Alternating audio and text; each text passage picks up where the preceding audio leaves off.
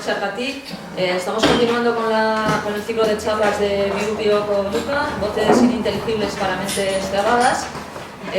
Hoy vamos a presentar Chorras y Pibones, las Buch y las Pens. Para ello estamos con Carmen Romero Bachiller, que bueno, es doctora en Sociología en la Universidad Complutense de Madrid, donde actualmente es docente. Ha trabajado en diferentes proyectos de investigación sobre migración transnacional y globalización. Tiene un currículum vitae muy extenso académicamente y bueno, es más fácil utilizando las TICs, con el googleamos y ahí nos aparece todo lo que os puede interesar.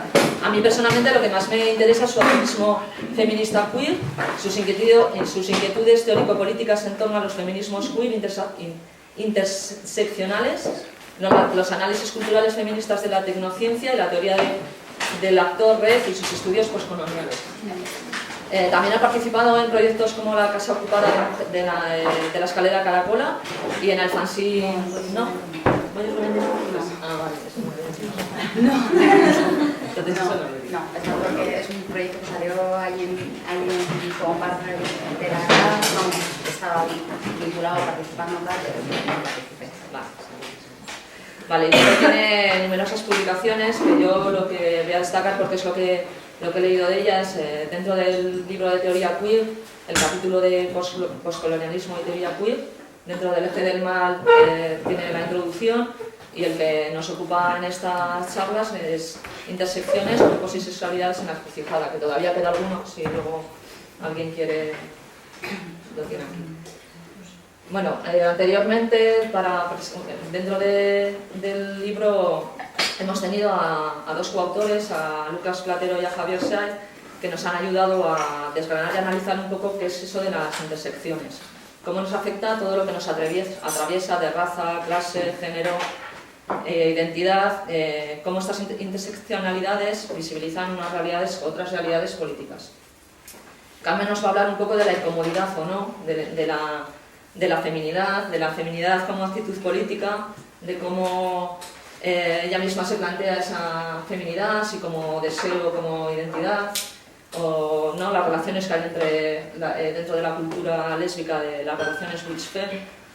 Y bueno, eso es lo que... igual la hora cambia porque luego hemos estado hablando esta mañana y ella igual tenía otra idea de hablar de otras cosas, pero bueno, por lo que nos va a salir. Y bueno, no sé si quieres empezar ya o... Como tú me digas, o sea, sí. Bueno, primero de todo sí que quería pues agradecer tanto a Sucubo como a 7-20, a la Asamblea de Mujeres de Álava, a Ikerrai y a las trans, toda la gente que está haciendo esta serie de presentaciones, que me hayan invitado a pues a Sergio, a Friñe, a Leticia, que nos está alojando en su casa, y bueno, pues a todos y todas vosotras por haber venido. Bueno, antes de empezar sí que quiero pues comentar una cosa, no sé si os habéis enterado, pero uno de los coautores del libro, Paco Guzmán, que escribe uno de los capítulos con Lucas Platero, el que trabaja sobre passing y personas con discapacidad y sexualidad, desgraciadamente ha muerto esta semana. Está bastante pachucho, estaba en el hospital. Para mí fue un shock, ¿no? Entonces, pues sí que quería pues plantear un homenaje también en su memoria, ¿no? Que yo creo que pues es una noticia realmente pues triste, que nos ha... Ya os digo, o sea, yo cuando me enteré, la verdad es que fue un poco sorpresa, lo típico, que sabes que alguien está en el hospital porque está un poco así como de bajón, pero que piensas que va a ser nada más eso, un ratillo, y pues no. Bueno, quería comentarlo, tampoco quiero que este sea el tono, ¿no? Pero bueno, creo que era importante. Y luego después me he hecho aquí un esquema. Pero bueno, quería empezar. El título de la charla, de Machorras y Pibones, que eligió Sergio, y cuando me lo mandó a mí me hizo mucha gracia, y por otro lado dije, no, o sea, no sé si me veo o no me veo en el título, ¿no? Y de hecho lo comenté y surgieron bastantes bastantes cuestiones, ¿no? Porque, bueno, machorras y pibones da la impresión, o sea, por un lado está muy bien, porque el problema es que hablar de esto de butch femme da la impresión de que estamos utilizando unos términos que no sabemos muy bien de dónde han llegado, han como aterrizado aquí casi como en paracaídas, y nuestra aproximación a ellos, pues no sabemos muy bien cuál es, ¿no? O sea, como que hay una cierta distancia. Tampoco quiere decir eso que estén refiriéndose a cosas que a lo mejor no existen, ¿no? O sea, yo creo que los lugares de la masculinidad y la feminidad atravesados por deseos o posiciones lésbicas y o trans sí que están, digamos, en el continuo de nuestras vidas, nuestros deseos y nuestras identificaciones y nuestras prácticas. Ahora bien, probablemente los nombres que reciben pueden ser otros, ¿no? Entonces, como ejercicio de traducción me parece muy potente, pero al mismo tiempo, comentándolo, surgían dudas, ¿no? del tipo, ¿y qué pasa? ¿Que los pibones solamente son las fem? ¿O para ser fem tienes que ser un pibón? ¿Y qué significa eso, no? ¿Y quién es un pibón en esa línea, no? ¿O qué pasa? Que las machorras, hablar de machorras parece que representa un cierto lugar, una cierta fealdad, o sea, hay una connotación como medio negativa, ¿no? O bastante negativa. ¿Y por qué no una persona que tenga una posición de masculinidad puede ser, y de hecho, en mi caso, yo creo que puede ser tremendamente sexy, ¿no? Y tremendamente erótico y tremendamente potente, ¿no? O sea, hay una especie de incomodidad, una especie de distanciamiento con esos términos que, pues a mí por lo menos me hace reflexionar. Bueno, yo quería comentar varias cosas y tenía como varias ideas, al menos desde de cómo empezar. Y bueno, sí, no sé si habéis leído el texto y tal, pero en realidad es un texto que a mí me sigue resultando un tanto difícil, ¿no?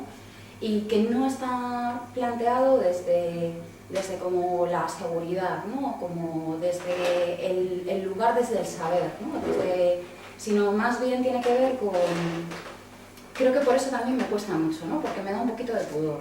Y me da un poquito de pudor porque es un texto, un formato de texto, y de eso quería empezar a hablar, ¿no? O sea, primero, justificar un poco el formato, explicar cuáles son, digamos, si queréis, mis complejidades, mis tensiones, o las cosas que a mí se me plantean como duda, ¿no? Como balbuceo. Y también, en ese sentido, si os parece, creo que podría ser interesante, ¿no? Plantear un diálogo, ¿no? Se me había ocurrido también para ver si podíamos ver cómo surge esta historia, pues leeros quizá un trozo de una cosa que empecé en un momento determinado, con el que estaba peleándome cuando se pone esa grabadora en funcionamiento, para que se entienda por qué esa grabadora se pone en un momento determinado, que es un texto que sigue ahí en un archivo, que no he sido capaz de trabajarlo, precisamente por algunas de las incomodidades que me provoca. Vamos a ver, porque no lo sé, porque me sigue dando mucho pudor, o sea, que sé lo mismo. Depende de cómo vaya avanzando, leo un trozo o no lo leo. Para que os vean. Y luego pues sí que me gustaría ir pasando por algunas de las cuestiones que yo creo que salen en el texto, porque sí que hay cuestiones que tienen que ver con cuál y cómo se construiría ese lugar de la feminidad, y cómo poder construir un determinado lugar de la feminidad que pueda ser político, que pueda ser potente, que pueda ser poderoso, que pueda ser crítico, y que no reproduzca las lógicas tradicionales de la feminidad en las que nos hemos visto envueltas, y si es posible, ¿no? Y qué tensiones hay para pensarlo, qué es la relación entre eso que se da en llamar butch femme, aquí hace referencia, por qué es esa tensión de masculinidad y feminidad, y cómo se articula a veces, o no necesariamente, pero en ocasiones con el deseo, y también tránsitos hacia lo trans. Y bueno, también había toda una parte donde se abordaban otra serie de cuestiones, ¿no? Como la cuestión de las diásporas y cómo puede ser trabajada desde la cuestión LGTB, o pues también cómo pensar también los tránsitos corporales, quizá también ligado a diásporas o no, pero esto también en un sentido muy abierto. Lo que a mí me apetece, ya os digo, es empezar a debatir y plantear preguntas. Bueno, todo esto, claro, atravesado por ese concepto de la interseccionalidad, que para mí resulta fundamental, ¿no? Para poder leer los cuerpos y las posiciones. Y también por una cuestión que creo que cada vez me resulta más importante, y por eso creo que el tema de la interseccionalidad es tan interesante y sobre todo una herramienta para mí política muy importante, ¿no? Y es que creo que, claro, las situaciones producen, digamos, posicionalidades, aunque sean momentáneas, contingentes, etcétera, etcétera, que son diferenciales. Y creo que hay que dar cuenta de esas diferencias. Porque si a mí me da la impresión de que a veces sí que quizá por acelerar mucho la crítica hemos tendido también desde visiones así como feministas y queer a como deshacer las diferencias, como si todo fuera lo mismo. Y a mí me parece que plantear que puede haber desplazamientos, que puede haber movimientos, que puede haber cambios, no necesariamente quiere decir que todo ocupe la misma posición o valga lo mismo. Y que tenemos que ser responsables, creo que lo somos, de dar cuenta de esas diferencias, porque muchas veces están construyendo posiciones de privilegio y posiciones de vulnerabilidad, que no necesariamente son unívocas, esto es, no necesariamente se alinean todas en una misma dirección en un momento y garantizando unas ciertas posiciones, sino que se van fluyendo, ¿no? Y hay que dar cuenta de ellos, ¿no? Entonces, desde ese interés es que pues está la cosa, ¿no? Ahí me lanzo, ¿no? Esa sería un poco la propuesta, que me parece bien. Entonces, bueno, empezando por el texto. Yo, o sea, quiero decir, yo estoy acostumbrada a dos formas de trabajar. Cuando trabajas desde los colectivos, trabajas en un tipo de discurso, un tipo de lenguaje distinto, ¿no? O sea, haces manifiestos, haces pancartas, haces proclamas, lo que sea, pero además son espacios que están firmados desde el colectivo, ¿no?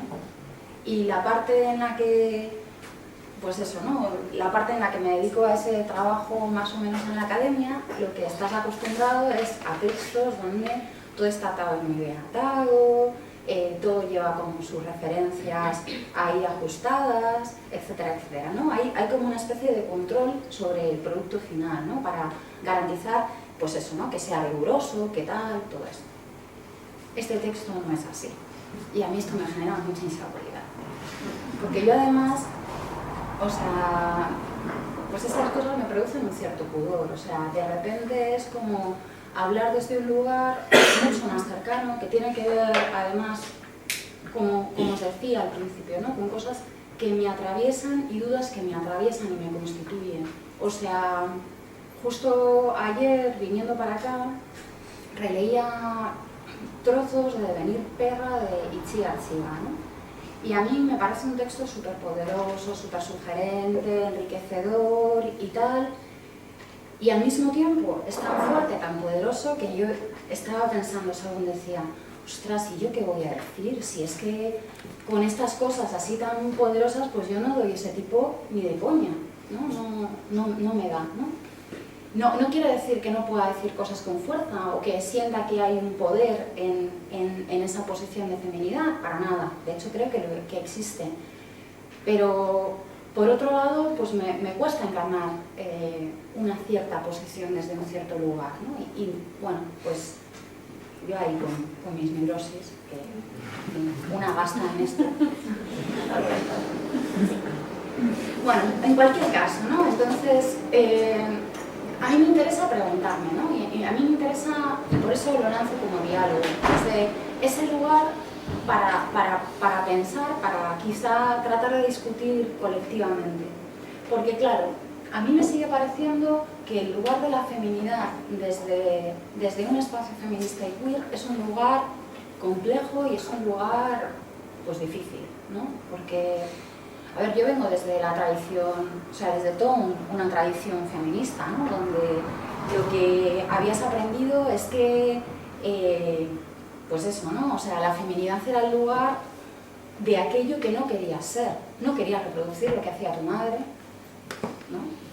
O al menos yo no quería reproducir lo que hacía mi madre tampoco quería que yo reprodujera lo que hacía ella, o sea, quiero decir, mi madre es una mujer que su madre la sacó del colegio con 13 años porque ella era la mayor de las niñas, tenía que ocuparse de la casa y de sus cosas, ¿no? Entonces, claro, Y mi madre siempre ha sido ama de casa, etcétera, etcétera. O sea, es una mujer que nos ha alentado también a estudiar, aunque no esperaba que nos torciéramos en el camino, pero lo ha pasado mal la mujer con estas cosas.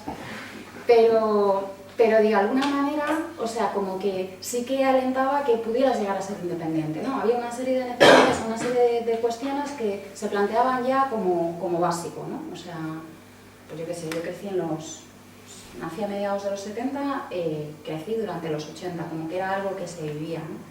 También en el texto lo cuento, ¿no? O sea, pues de pequeña yo leía los 5, ¿no? Como creo que muchísima gente probablemente ha leído, ¿no?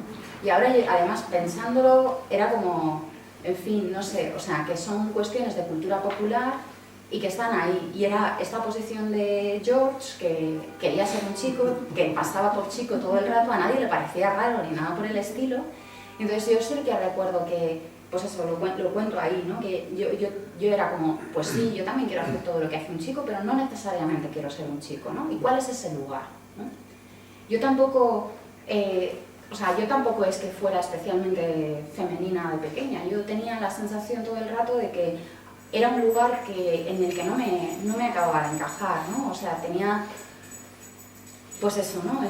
También tenía que ver con cuáles eran las aspiraciones también atravesadas por la clase, ¿no? O sea, pues eso, que mi madre te vestía de domingo con lo que ella entendía que era vestirse bien y ser adecuada era ir hecha una mamarracha, básicamente. Claro, porque no acababa de encajar, ahí había algo que no encajaba. Y también porque, pues eso, ¿no? O sea, mi gran pelea de pequeña era ponerme pantalones, ¿no? Y tengo fotos de adolescente en la que más bien tengo un rollo más tomboy, ¿no? Tampoco es que sea el rollo este de... Pues siempre supe que las uñas pintadas eran lo mío, porque tampoco ahora me las acabo de pintar. Me las pinto y me las despinto, porque no acabo de encajar, ¿no? O sea, yo sigo con mis problemas de masculinidad y feminidad.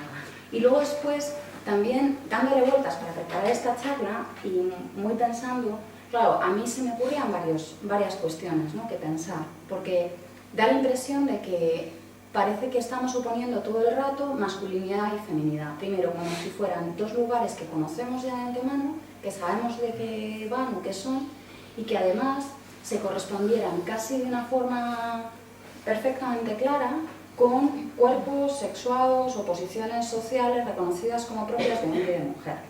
Cualquier cosa que sea eso. Anda que no tenemos problemas con esa cuestión. Pero es que incluso, si nos ponemos a indagar, pues esto tampoco está tan claro. Porque si, pues yo qué sé, probablemente que fuera ser mujer para una mujer hace 50 años no tiene nada que ver con qué significa ser mujer ahora. O vete más atrás. Incluso ese ser mujer está atravesado por la clase, ¿no? Muy claramente, y por la raza, y por otro conjunto de cosas. ¿Quiénes eran las mujeres de verdad? Las mujeres de verdad eran las mujeres que representaban el ideal burgués del ángel del hogar, asexuado, completamente, etcétera, etcétera. El resto de mujeres, las mujeres de clase obrera que trabajaban, estaban masculinizadas. Las mujeres racializadas, las mujeres otras, también estaban masculinizadas, además doblemente masculinizadas, porque además eran seres sexuados, ¿no? Eran seres sexuados, se las veía como con una sexualidad exacerbada, como excesiva, y eso también las masculinizaba, porque las mujeres de verdad no son asexuales, no les interesa el sexo ni nada por el estilo. Desde ahí la posición FEM es una posición un poco diferente, ¿no? O sea, y claro, preparando, lo que os decía, que preparando esto yo me acordaba que, bueno, los primeros test de masculinidad y feminidad, que se utilizan bastante con, por ejemplo, la cuestión trans, los inauguran Ternan y Miles en 1976. Es cuando empiezan a hacer los test de masculinidad y feminidad. No sé si sabéis cómo funcionan. En esos test construyen masculinidad y feminidad como una línea única, como una realidad polar, ¿no? Donde, digamos, si puntúas alto en feminidad, no puedes ser masculino y viceversa, ¿no? Pero esta teoría y esta tradición fue cuestionada en los 70 por una psicóloga que se llamaba Sandra Ben. Ben con B, ¿vale? No con B. Y esta psicóloga lo que va a construir es masculinidad y feminidad como dos entidades separadas. De hecho, va a plantear que se puede puntuar alto en masculinidad y feminidad. De hecho, antes de venir, justamente antes, decidí hacer el test de Sandra Ben y efectivamente me salía que puntuaba alto en masculinidad y feminidad, ¿no? Y esta también es una cosa que yo me planteo, porque yo creo que si hay algo que caracteriza la posición fem, cualquier cosa que sea eso, tiene que ver con que no responde a los estereotipos de qué se supone que tiene que ser una mujer en un momento determinado. Y de hecho por eso puntúa alto en masculinidad y feminidad. ¿Por qué? ¿No? Porque, aunque sea tímida y me dé palo hablar de estas cosas, ¿no? Pero también hay un espacio de fuerza, hay un espacio de una cierta capacidad de afirmación, ¿no? de una cierta seguridad, de una serie de cualidades teóricamente vinculadas al espacio de lo masculino. Vuelvo atrás, ¿no? Lo que decíamos antes, ¿por qué hablar de masculinidad y feminidad presuponemos que son como entidades meramente estáticas? Quiero decir, ahí habría dos preguntas. Primera pregunta.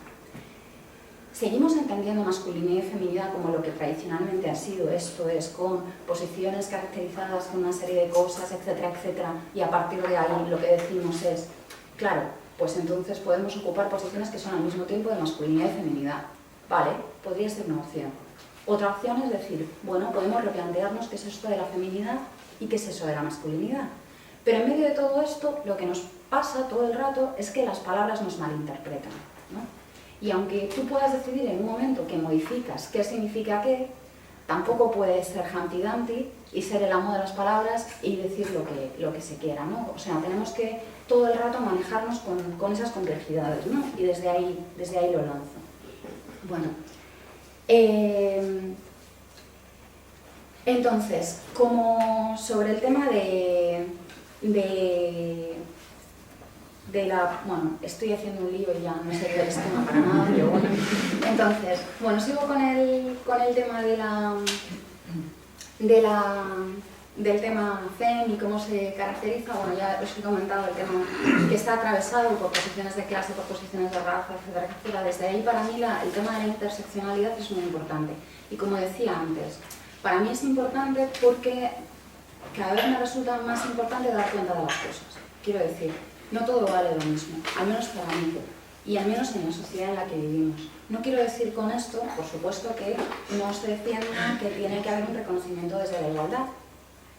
Pero, claro, también puede ser por mi neurosis particular. Yo es que últimamente estoy dando clases, o he estado dando clases en una asignatura que me ha traído un poco por la calle de la amargura, que es una cosa que se llama Políticas Sociolaborales, Igualdad y No Discriminación, que aparte de empezar a parecerse a una reliquia del pasado, tal como están las cosas, yo se lo doy a una gente que hace un doble grado de Derecho y en Relaciones Laborales y Recursos Humanos, que quieren ser todos jefes, que hay mucho pijo y que además creen que esto de la desigualdad, pues eso, es una cosa como completamente de modé.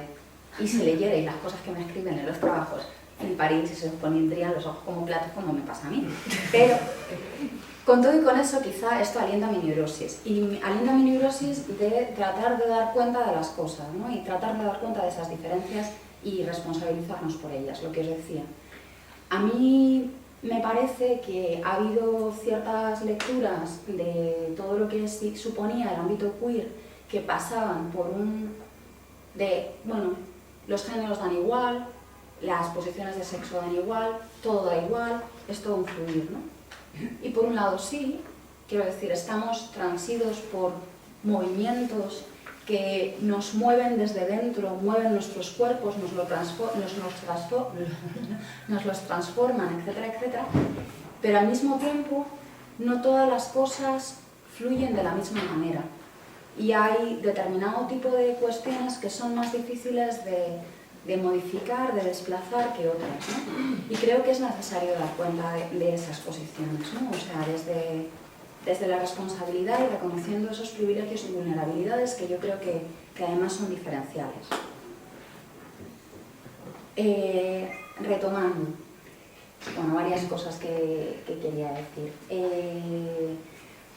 Bueno, sí que quería mencionar el tema del tipo de artículo, que algo he mencionado. Ya os digo que me produce un poco de inseguridad, está marcado como en dos líneas, ¿no? Por un lado tiene una parte que sigue el modelo de entrevista, esa grabadora que en un momento determinado se instala en mi cocina y empezamos a hablar pues para ver si consigo acabar lo que no he conseguido acabar, y así va la cosa. En principio esto tendría que haber acabado siendo un artículo más al uso para este libro, ¿no? Y como yo no acababa de ser capaz de desenganchar, porque es un tema que ya veis que me cuesta, Lucas, que es mucho más decidido y más así echado para adelante, lo que hizo fue transcribir la entrevista y me dijo, oye, que creo que esto lo podemos publicar. Y yo dije, ¡ah! Y entonces, ante eso, lo que me puse es, bueno, sí que, bueno, modificamos alguna cosa para que la cosa mantuviera el estilo dialogado, pero se transformase. Pero en esa fase de neurosis me parecía que aquello faltaba muchísima cosa. O sea, es un texto que es abierto, que plantea dudas, pero también creía que era necesario apuntalar, ¿no? También por mi manía de conseguir un poquito de seguridad de algo que pareciese más a un texto académico, pero también porque creía que era necesario, ¿no? Entonces es por eso que tienes la doble lectura de las notas a pie, que algunas ocupan más que el texto narrado, pero bueno, que por ahí va la cosa, ¿no? Si queréis luego después podemos hablar de eso. No quiero alargarme mucho más, sí que quería mencionar otro par de cosas y no sé si leeros el trocito este de lo otro o no. Ahí vamos. Entonces, bueno, en el texto, aparte de hablar de lo de Butch Femme, una cosa que me parece importante y que yo creo que no se ha hablado tanto es la cuestión del deseo, ¿no? Y es una cuestión que me preocupa porque, claro, desde el rollo queer, y además esto se ha usado, ¿no? Y se ha usado muchas veces incluso por parte de lo que llamábamos algunos, pues incluso heteroqueers, ¿no? Entonces, es un concepto que a mí me sigue pareciendo bastante curioso, sobre todo aplicado a ciertos elementos, pues eso, ¿no? El típico tío que nunca se ha cuestionado, heterosexual, que sigue siendo heterosexual, que nunca va a cambiar su deseo ni nada por el estilo, ni se ha preguntado por la relación de poder, ni la jerarquía, ni nada, pero que ha leído un par de textos de teoría queer, le ha parecido que esto era estupendo y te dice que eres demasiado rígida porque te sigues enrollando con tías o peor aún, ¿no? Que dentro del espacio de cuerpos reconocidos como mujeres o no, porque esto también es bastante laxo, te mola un espacio de masculinidad dirigido a o ocupado por posiciones tradicionalmente reconocidas como de mujeres, ¿no? Claro, esto a mí me parece preocupante. Yo no sé si lo habéis experimentado o es una figura que conocéis, a mí me ha salido en varias ocasiones, ¿no? Y claro, me parece que es quizá culpa de una mala forma de expresar qué ha significado la teoría queer, que no da cuenta de cuáles son las diferencias y cómo computan. Y para mí creo que hay que hacer un reconocimiento a la experiencia y a las cosas que pasan por el cuerpo, ¿no? Y cómo esto cambia mucho las relaciones. Bueno, por ahí. El tema del deseo. Si el tema de ser femme en un espacio boyero resulta un poco extraña, yo al principio cuando empecé a ponerme faldas, o sea, esto no es algo que haya surgido como natural, a mí me costó un montón llegar a ponerme una minifalda también porque recibimos muchísima carga con cuáles son los modelos de cuerpos reconocibles, estéticos y adecuados, ¿no? Y claro, todo lo que había aprendido era que yo no podía enseñar las piernas porque eran demasiado gordas y entonces esto no era posible y a mí me daba muchísimo pudor, claro, ¿no? Esto por un lado. Pero aparte de eso, luego después era el tema de estar con una falda en un local bollo, por ejemplo, y ahí de repente parece que te volvías como menos real, ¿no? O menos posible. Y si ya encima reconocías o te empezabas a dar cuenta, porque al principio esto lleva un tránsito, quiero decir, o sea, a lo mejor la gente lo tiene súper claro desde el principio, pero yo también a veces supongo que soy lenta de entendederas. Y entonces, cuando te empiezas a dar cuenta que, claro, el tipo primero bolleras, ¿no? Luego pues, las cosas se complican todavía más, ¿no? Pero el tipo de bolleras que te interesan resulta que no son exactamente mujeres que se puedan reconocer muy claramente como mujeres, sino que son más masculinas o ahí bordeando. También la pregunta es como, ¿y tú eres bollera de verdad? ¿O qué es lo que eres, no? O sea, ¿no estaréis un poco despistada, no? Y ahí hay una cuestión y una pregunta por la autenticidad que atraviesa bastante los cuerpos, ¿no? O sea que, no lo digo también como una situación de ay, pobres las FEM, qué mal lo pasamos, que somos muy poco reconocidas, etcétera, etcétera, ¿no? O sea, todas las posiciones tienen complejidad.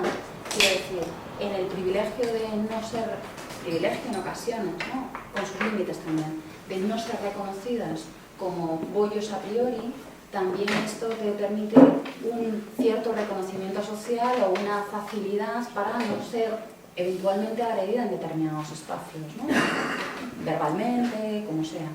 También tiene otras consecuencias, porque de repente, claro, si no eres inmediatamente la machorra que es una lesbiana tradicional y reconocible, ¿no? Te conviertes en objeto de deseo para tíos. ¿Y cómo negocias desde ahí, ¿no? Esto también es otra de las cuestiones pues de los tránsitos y los cuerpos y cómo están situados, ¿no? Que, bueno, yo creo que es interesante. Y otra cosa añadida, ¿no? Que es como, de repente, la salida del armario es una necesidad continua y recurrente. Quiero decir, cuando, pues eso, alguien que uno y se ve, etcétera, etcétera, ya está claro, no tienes que explicar nada, ¿no? Pero en este caso es como que todo el rato tienes que estar dando cuenta y haciendo de una forma muy explícita la demostración de que eres bollo, ¿no? Para poder ser reconocible, ¿no? Porque de repente pues te difuminas, ¿no? en ese espacio. Y llegamos al deseo, ¿no? O sea, ¿qué pasa con ese deseo, ¿no? A mí una de las cosas que me dio más vergüenza reconocerme también pensando desde el feminismo, ¿no? Fue reconocer que a mí me ponían las tías más butch o incluso masculinidades trans, ¿no? Porque además es bastante específico, ¿no? Y al principio estaba hasta feo, ¿no? O sea, cuando empezábamos a trabajar desde lo queer es como, ostras, pero no debería ser tan específica. O sea, esto es mucho más fluido, etcétera, etcétera, ya, pero hay cosas que te mueven y te pasan por el cuerpo y los deseos son difícilmente... ¿Cómo se construyen los deseos? Creo que es una pregunta que sería la pregunta del $1.000.000, pero creo que es una pregunta harto difícil, ¿no? Y claro, ¿no? O sea que yo confieso que a mí me da, o sea, al principio supongo que ocurría casi como algo que ocurría pero que no hablabas de ello, ¿no? O sea, era algo que no estaba tematizado, ¿no? Pero poco a poco, claro, lo vas tematizando y lo vas reconociendo. Y desde ahí, pues también, pues eso, ¿no? Da un poquito de pudor, ¿no? O sea, exactamente qué es lo que te gusta a ti, de nuevo, ¿no? O sea, la pregunta por la autenticidad y cómo está construido. A ver, no es algo nuevo, ¿eh? O sea, quiero decir, no es algo nuevo, no es algo que haya llegado, por ejemplo, con toda la emergencia queer que aparece de la mano de Beatriz Preciado y otra serie de cosas, ni mucho menos. O sea, ya en los 80, y a mí sí que me gusta buscar continuidades en narrativas y en producciones que no solamente vienen de Estados Unidos o no solamente vienen del momento yanqui, sino que tienen que ver con el movimiento feminista aquí, por lo menos dentro del área del Estado español, ¿no? El colectivo de feministas lesbianas de Madrid, el CCLM, tenía una revista durante los 80 que se llamaba Nosotras que nos queremos tanto, ¿no? En torno a este colectivo fue que Thalassa publicó por primera vez el libro Placer y Peligro de Carol Vance, pero este se publicó en el 89, 1989, y el libro en inglés había salido en el 84 o así, o sea que bastante recientemente. Pero incluso antes, en Nosotras que nos queremos tanto, que era el fanzine, la revista que tenían, publicaron La cuestión FEM de Joan Nestlé. En ese momento la traducción que hacen es un FEM con F-E-M, no introducen la doble, o sea, una M más y luego pues la E, ¿no? Lo traducen ahí y ya empiezan a tematizar la cuestión FEM, ¿no? Y de hecho luego después, el año siguiente, en 1988, en una ponencia que se presenta En el encuentro estatal de feministas, los encuentros feministas que se realizan en Santiago de Compostela, además siendo bastante, yo creo, un poco casi suicidas, yo creo que fue un texto que despertó bastante polémica en el momento, ¿no? Porque eran unas jornadas dedicadas a la violencia de género.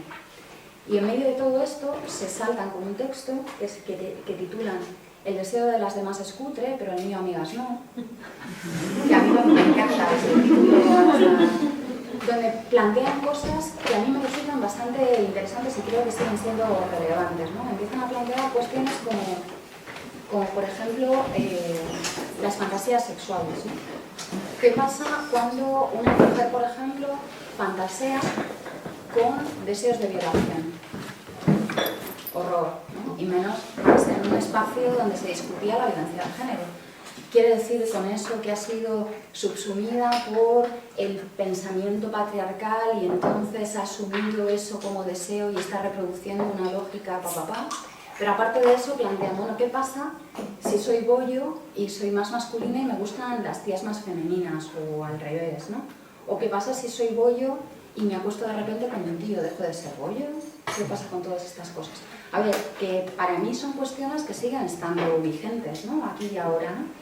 Y que sí que creo que están marcando un posicionamiento que sí que existe. De hecho, incluso en otro libro de Lucas Platero, Lesbianas, deseos y representaciones, en Par Pineda, que formaba parte de este colectivo, hay un momento en el que, para que veáis que esto del rollo Woodstock también tenía existencia o ha tenido realidad, ¿no? Fuera del espacio yanqui, más allá de que se llamase así o no, ¿no? Ella hablaba de que se producía lo que llamaban en esa época pluma rosa o pluma azul, ¿no? Planteando otro tipo de plumas y otro tipo de posiciones y lugares, pues también eróticas, del deseo, etcétera, etcétera. Bueno, hasta ahí creo que el tema femenino.